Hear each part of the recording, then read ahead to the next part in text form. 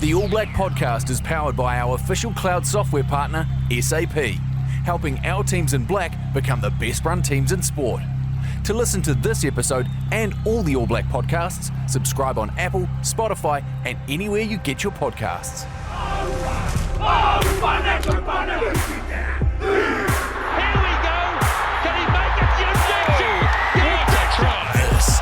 This is the All Blacks podcast. Kia ora whānau, welcome to the All Black podcast powered by SAP, first episode of season 2.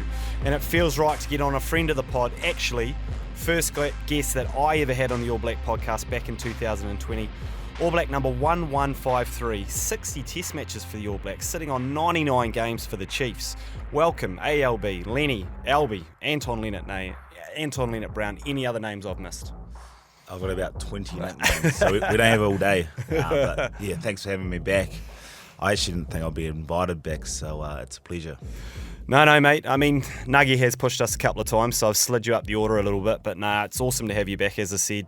First guest, 3 years ago now, which it's hard to believe. But you're probably Hamilton's, greatest PR machine, whether it be talking up FMG Stadium and the grass there or just the Tron in general. But what brings you up into the studio in Auckland up in the 09? Why are you here, man? Yeah, well, Hamilton, City of the Future Festival, and I'm not just talking it up, I'm telling the truth. But I actually went to Kevin Hart last night. Oh, how good. Geez, he's good. Actually, a great concept, and I was thinking, like, more places should do this, but you have to put your phone into a lockbox and you hold it, and then on the way out, you obviously open it, so no one has their phone at the show. Dialed in. And everyone's just dialed in laughing. And it's just a different atmosphere when everyone's not on their phones or not videoing. So makes you realise how much we're on those things, eh? It does. So, yeah, we need to do that more often. I like it. And, mate, you've been off for a few weeks with injury to the ankle. On the mend, going in the right direction. Hopefully see you out there again in the coming weeks for the Chiefs. Yeah. Your first diagnosis after round 1 was 3 or 4 weeks, and unfortunately it's going to take a little bit longer, but yeah, at this stage I'm about 4 weeks into it, hopefully another 3 or 4 weeks away, and then you're back playing some footy. As you said at the start, I'm on 99 games for the Chiefs. Now I've been limping my way to the Hundy. 98 games, I dislocated my shoulder, out for the season. 99 high ankle sprain, so let's hope from 100 I get a little bit more luck. Yeah, get on a run from 100, absolutely, mate. It's a heck of an effort, something we'll talk about a little bit later on, because racking up the numbers, actually, even with a couple of spells off, you're turning into a bit of a veteran, which is pretty cool, but injury gives a little bit of opportunity to do a few other things maybe that you're not normally able to do. Did I see you down at the New Zealand Golf Open recently? Were you in the moon boot, so maybe not carrying the bag, but is it, as we've discussed before, it's one of the best weeks in the calendar, isn't it? Yeah, for sure. I can't think of a better week in the calendar apart from Christmas Day. Now I'm a little bit older, probably better than Christmas Day. But it was awesome to get down there. Obviously, couldn't play any golf. Well, actually, I played 9 at Arrowtown in my moon boot, which didn't end too well. But down there supporting my good mate Israel Akahuta Jamal Dag. Watched him play some pretty tidy golf. But weather was awesome down there at Millbrook. It's just magical. A few big names down there, isn't there? And Dagger puts a bit of time into it, doesn't he? Like, he's out there once or twice a week honing his game. He's become a bit of a New Zealand golf regular, and he's playing pretty well, was he? He's playing very well. He's got a great swing, and he's got an expectation like he's number 1 golfer in the world. So, he was playing good golf. I can't bag his golf, unfortunately. It was good to see.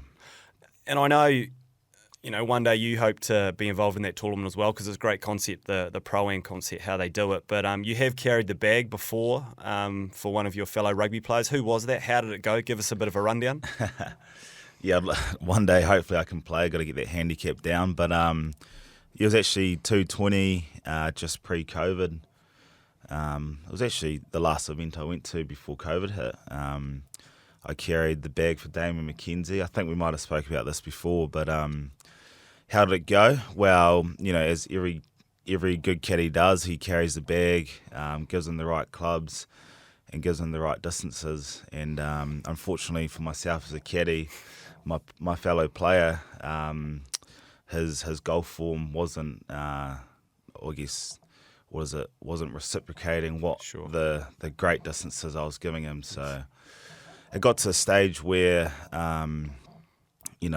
I said, what's the point of me giving you a distance when I know your ball's going to go 50 metres to the right anyways? Like, you can use the rangefinder. Yeah. I said to him, well, the rangefinder only gives you a distance straight. It doesn't curve around and be like, and, adjust to where his ball was going all over the show. But other than that, it was a great experience. Because you and Jim are good mates. You've lived together. You've played rugby together for years and years and years. Was this the first time there was a bit of strain on the relationship and the sort of the caddy player role?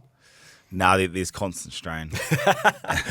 every day there's strain. I guess you can't be good mates if you're not feeling strain every day. There's plenty of banter being chucked around. So it was actually going back to, he wasn't playing the best golf and I was trying to be the best caddy. But as a caddy, I mean, you're guaranteed 2 days to play golf. Yep. And to fair, I was hoping he missed the cut, because I didn't want to carry on Saturday or Sunday. So it actually worked out well. So he missed the cut and we got to watch some golf and enjoy the weekend.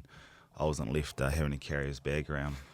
Happy days. And I think, I don't know if you were telling me via Jim or whether Jim was saying it, but, he's a pretty good goal kicker. He's a pretty good rugby player. He's in a bit of an ice man position at 10 and 15 sometimes. He's been known to kick some pretty high-pressure goals, but actually said standing on the tee at a big tournament with people watching, it's as much pressure as he's ever felt. Like, do you think you'll be ready for that, mate, when the time comes when you're a single-figure handicapper and good to go?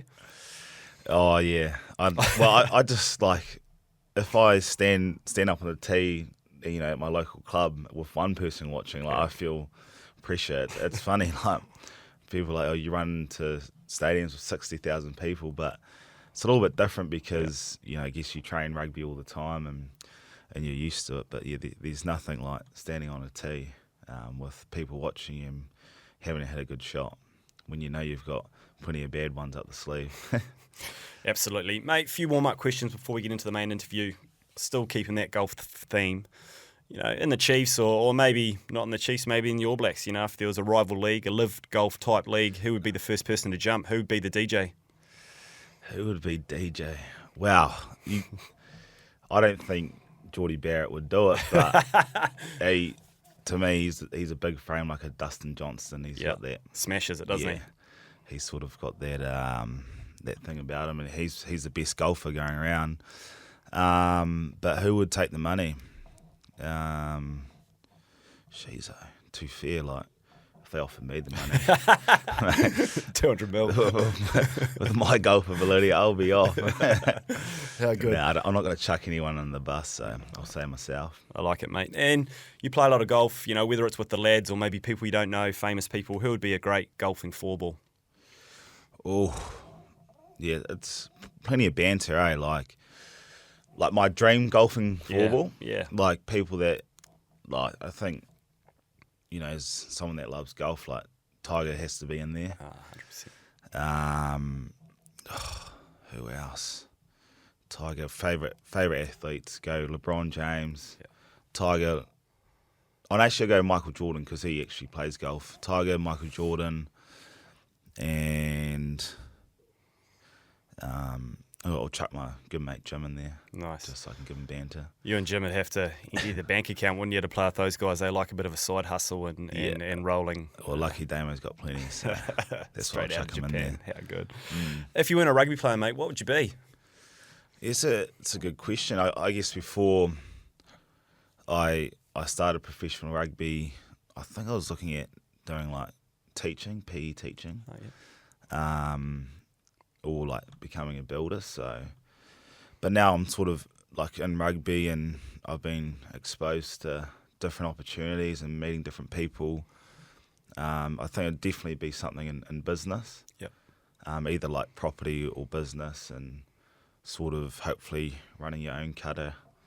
And yeah, I don't know, giving you a really good challenge and seeing if you can put I guess, the same values and the same, I guess, work ethic you put in rugby and reciprocating it into business and seeing if it works. Like, really interested in that. So, Mate, how good. Hopefully post-footy, something like that. I absolutely look forward to watching that space. And I thought I saw, is Brad Weber going to attend another R&V? I heard maybe he was 10 and done, but, he's a big name at the event these days. Do you think he'll go again? Oh, surely. Is he on 10 or 11? He'll be back, but I guess by the time the 31st of December rolls around, he'll be in France. Maybe. There it is. Is he? I'm not sure when he's on. Yeah, he might I know be he's right, contracted. I know he's going to be around for the World Cup and stuff, but he might have to fly over to France in December or something. But I will chuck him on Zoom or something like that. Totally. Mate, keeping the tunes going, whether you're on the bus on the way to the game or in the gym or maybe post-match, what sort of tunes are on the Spotify playlist for you? Yeah, I'm a mixed bag. I love anything from, Max Relax to D&B. So, sub-focus, plenty of sub-focus sort of D&B music's in there, and then right down to like a bit of Billie Eilish, LAB 660. So there's a whole range of things, bit of rock. What's that? I think it's Encore. It's like Jay-Z. Oh, yeah. And that's a great one. Mate, when we see those shots of you on the bus heading to the game, or when you get to the ground and you've got the headphones on and cruising around pre-match, what's in there? Is that the sort of D&B stuff? You're just starting to build the levels up? Yeah, there's normally a playlist of about 20 songs, and it shuffles through, and it's a bit of the luck of the draw. Sometimes you get off the bus and D&B's pumping. Sometimes you get off the bus and a bit of LAB's playing. So just run with it. Just run with it. I like it. Last time we had you on the pod, we sort of ran through your brother plays for the Highlanders, and you were adamant that you were the favourite son, and that parents were Chiefs fans, and that was a given. But then when we dug a little bit deeper, parents can be spotted wearing Highlanders polos, and Mum was torn, and she had actually cut the polos in half and sewn them together. Like, where are we at these days? Like, have you managed to secure that position, or are they still playing it nice and neutral? Oh, it hasn't changed in 3 years. Yeah. Had to say Dad's, he's moved from Samoa to Auckland, and I guess the first team he supported was the Blues. Moved down to Christchurch, and now he's more of a Chiefs supporter, and Mum's more of a sort of a down south girl, so she's more of a Landers supporter. So that's where we're at, but she's still got her half polo, and nothing's changed. I like it. A couple of footy questions. Can you remember your favourite All Black growing up? Favourite All Black? I do probably when I got into high school was when I sort of had a favourite All Black athlete, and that was Sonny. Yeah. SB Dub. And one of the reasons was because he's half Samoan, half Kiwi, just like me, and obviously he's the man. Good looking like me. Yeah, very similar. A lot of similar characteristics. Same body, same body same shape. Physique. So, pretty much. I loved seeing Sonny play, and I mean, it was sort of when I started my All Blacks journey, and he come back to the All Blacks, and I was around the guy I looked up to. It was pretty surreal and amazing, and that's who I looked up to. Pretty cool to rub shoulders with your idols, isn't it? I think maybe you told me a yarn around when you got to play 12 for the Chiefs, all the moves were designed around this big unit with an offloading game, and you had to jump in there and try and play that role, and how challenging that was. But still pretty cool to be the guy you loved growing up, get to be involved with them a little bit in the professional rugby environment. That's a real New Zealand thing, isn't it? Yeah, for sure. I guess New Zealand's a small place, and for him as an athlete, especially in the rugby world, he was probably, the biggest. He's known worldwide, or Richie and Dan and Sonny. Those were sort of the big dogs. The guys you're like, you guys are the man. But I guess going back to the Chiefs thing, all the moves were designed around him, and Ren's never changed it. Sad. So I was 93 kgs, 18 years old, and had to go 9 to 12 off the line out, run into two big Lucy's. It works when you're Sonny Bill Williams, and it didn't work for me. So these days you got a bit more sway, mate, and you can have some feet. Put on 10 kgs since then. So totally big works unit, a bit better. Big, good-looking man. There's a toughest opponent you've marked, and why? That could be anywhere. Could be school, could be super, could be international footy. But there's a couple of guys that spring to mind that have been real challenging. There's probably three people that spring to mind. Or three guys. First would be Ma'anonu. Yeah. Probably the greatest midfielder, well, in New Zealand, him and Conrad, and then worldwide, like he was just a phenomenal. He's still going. Unreal. He's a beast. He's the man. Just how big he was, his skill set, and he bumped me off. Scored a try, like I'll never forget that. A little bit embarrassing, but geez, he's just a freak. You go to tackle him and then he'd pass late, and so yeah, he'd be number one on the list. Yep. Second guy would be Chisholm Colby. Oh yeah.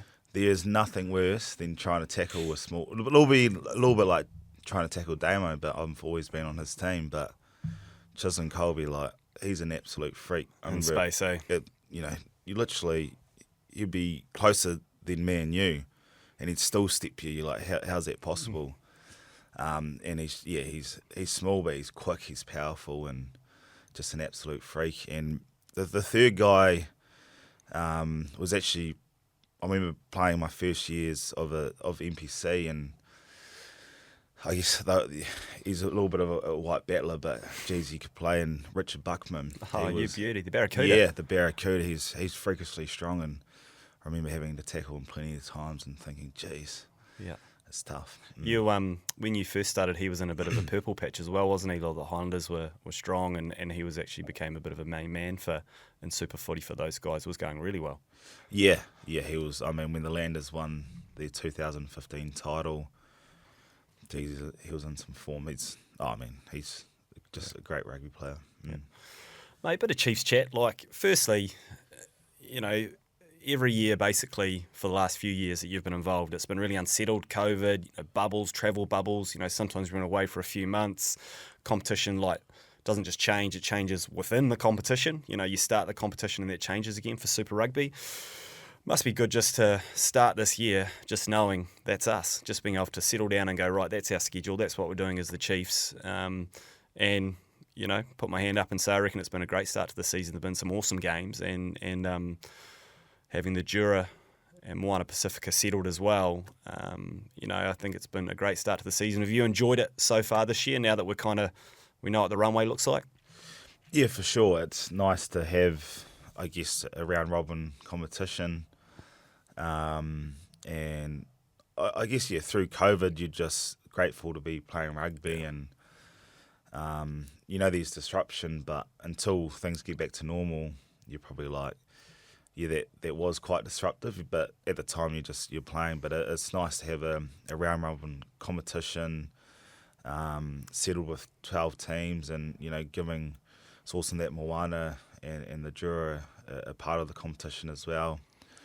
I don't know if I've said this stat on the pod before, but I think the Pacific Islands, 1/3 of professional rugby are from the Pacific Islands. Yeah. So that they give a massive amount to, I guess, rugby worldwide, and it's great that we're looking after the people that, a big chunk of people that are giving a massive amount to rugby. Oh, totally, and it's so good for them to see, for them to provide a local pathway. So many players from the islands, Fiji, Samoa, Tonga, etc., all go and ply their trade overseas, and perhaps at times that makes it challenging for their international teams. But now we've got guys here living in New Zealand, living in the islands, can see a local team to be a part of, which has got to be pretty cool. And with your Samoan heritage, I'm sure you appreciate that. Yeah, for sure. And there's just so much talent in the islands, and unreal. Like, you go to Fiji and you see them playing touch, and you're like, all sevens, and it's like, wow, like Yep. any of you could be a professional rugby player. It's just, I guess it's a little bit of luck who gets picked up, but like you said, now they've got a pathway. They can see a team that they can make. It's pretty special. Yeah, and I know. I mean, you're a Christchurch lad, born and bred, and but you might have had a little smile on your face when the Jura knocked over the Crusaders. Like it was pretty cool, wasn't it? I'm through and through Crusaders fan, and wanted the boys to get up, but seeing the Jura get a win at home when they haven't had to play too much footy at home, seeing how much support they've got, how passionate the support is. Maybe not the worst loss in the world for the Crusaders, and I'm sure you boys had a wee smile on as well. Yeah, I've been up in Hamilton for 11 years now, so well and truly a Chiefs Waikato man through and through. But yeah, I guess for in terms of the Jura, it was great for the game.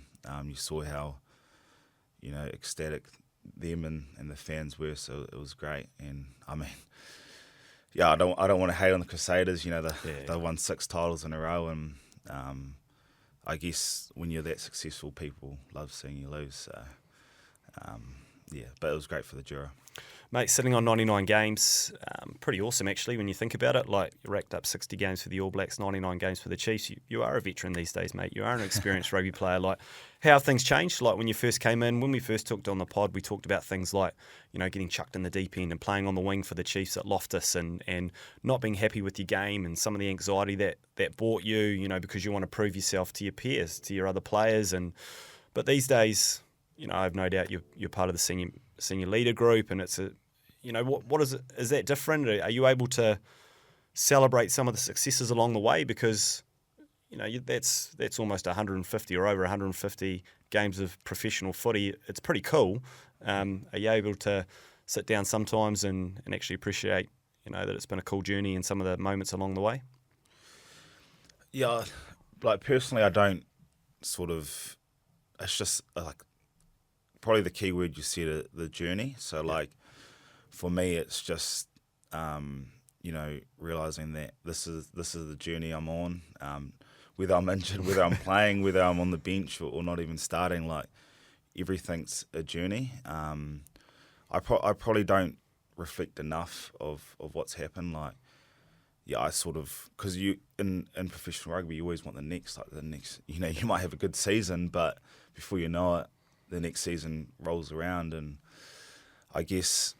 Yeah, I'm always, looking forward and looking at the next. So, which is, in a way, it's a good thing. Like, I sort of believe that. Wow, I remember this guy or this man. Don't even know who he was, but we're just yarning at a cafe, and we played a game and must have played well, and he's yarning about it, and he goes, "You're only as good as your," and I cut him off. I said, "Your last game," and he goes, "No, you're only as good as your next." Yeah. And I was sort of struck a chord with me because I think it's really important when you're on this journey. There's so many ebbs and flows. There's so many ups and downs that you do look forward. So if you play a good game, you don't get ahead of yourself, and you know that the next one is the one that counts. And then if you have a bad game, you know that you've got another opportunity to prove yourself. So. That's the sort of way I look at my career and my journey. I just say, always looking to the next. And I'm injured at the moment, but there's still a lot of things I can work on. So still go through the same process as I would during a week, plan my week really thoroughly, be really clear on what I'm going to work on. And I guess that takes all the frustration out of what situation I'm in. And I know that, well, as long as I'm getting better every week, that's all that matters, and what matters is that I'm back the best I can be when I play rugby. Love it. Well, the boys have started well. Like the Chiefs have started really well. I know dropping the semi-final to the Crusaders last year and pushed them really hard, but perhaps didn't take opportunities, and that's probably sitting there a little bit. But it just looks like from a distance, really good depth, really good competition within the team. All the lads are playing really, really well. Can actually play...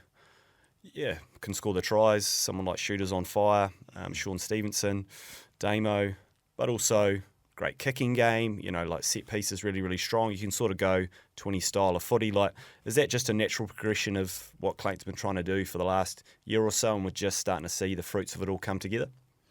Yeah, I mean, Clayton and the coaches and behind, and it's the whole organisation really. To the trainers, the physios, the management, and I guess Clayton's at the top and he's leading and he just does a great job. But yeah, it's been a building process, and I don't want to get ahead of ourselves because we've won 4 or 5 or something, three games in a row, or something like that. So, or 4 games in a row, and there's still a long way to go. I mean, unless you win the final, everyone will forget what's happened. Totally.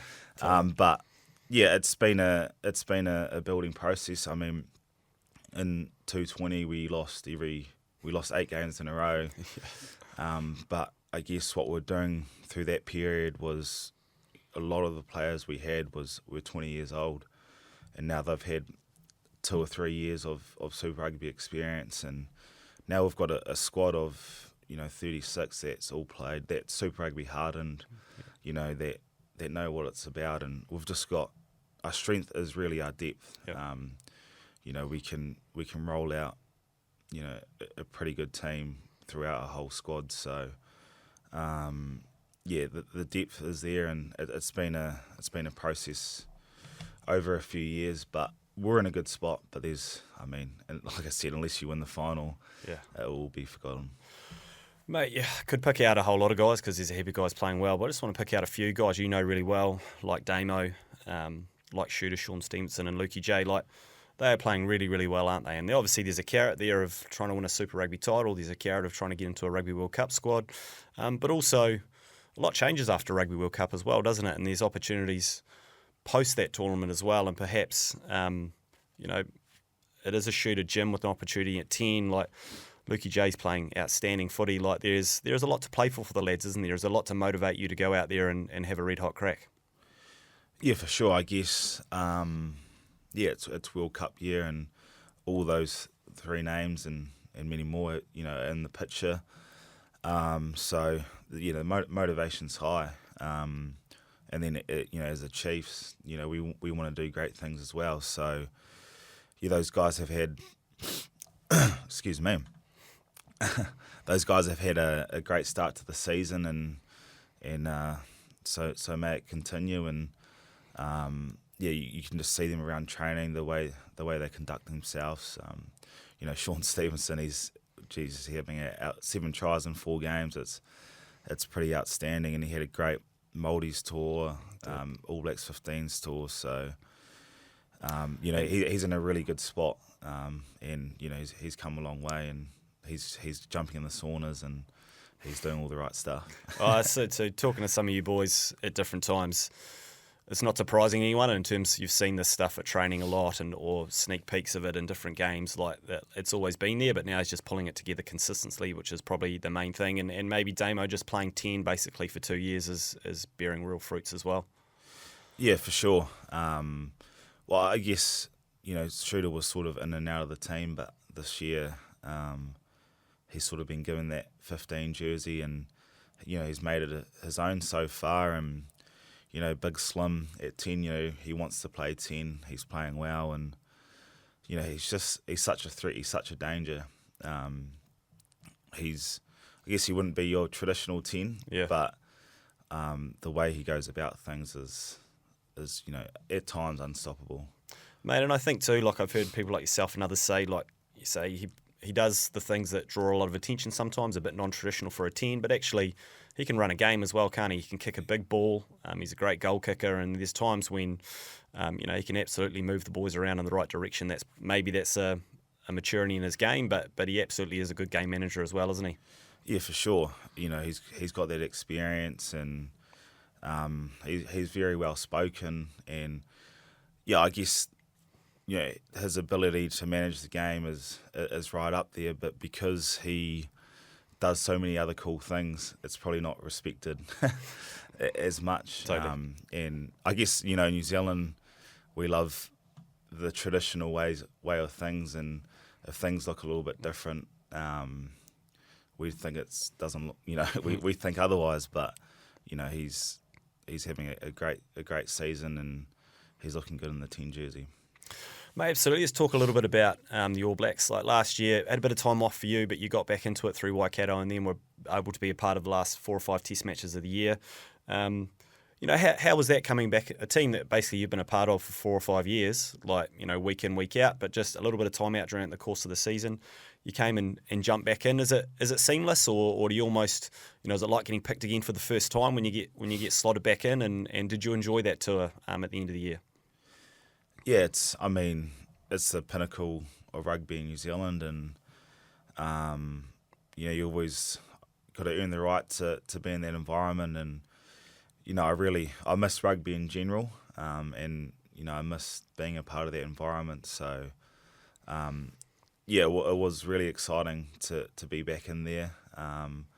Loved going on tour.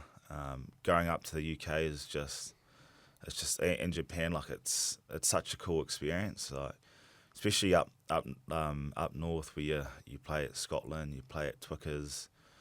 Where else did we play? Played Scotland, Wales. played England, played Wales. Played Wales. Yeah. All those stadiums are it's just a whole different experience, and you just love it. And I just love being around the boys, around the team, and you miss the banter, you miss the competitive nature of everything. You miss those nerves. Yeah. So it was great to be back. And it's it was a crazy year last year. Like the boys dropping the series to Ireland at the start of the year. There were times when Fozzie was under real pressure. So was Sammy. Can't shy away from that stuff.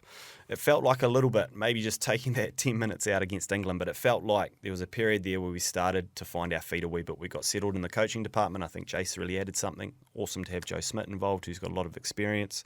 And it just felt like the team started to settle a wee bit. Was that the feeling when you were there as well? I know you weren't involved in the team as such at the start of the year, but it just felt there's a little bit of confidence growing, and maybe we can fly under the radar a little bit as we go into the World Cup. We're there, and full credit to them. Some of the Northern Hemisphere teams, France and Ireland, are playing great footy, which is awesome. And to go up to their neck of the woods, maybe we can fly under the radar a wee bit, albeit the first game is against France, so that won't be for too long. But did it feel like the boys are going in the right direction? Yeah, when I went in there, like the environment was awesome. Training was at another level, and the whole coaching group was awesome. You're just learning every day. You're getting better every day, and that's what it's about. I guess it's incrementally getting better, so you can perform on the world stage. So I guess there was a lot of stuff that happened before that. There's a lot of chat, but it was, when I went in, it was a great environment to be a part of, and I think there was some great shifts made.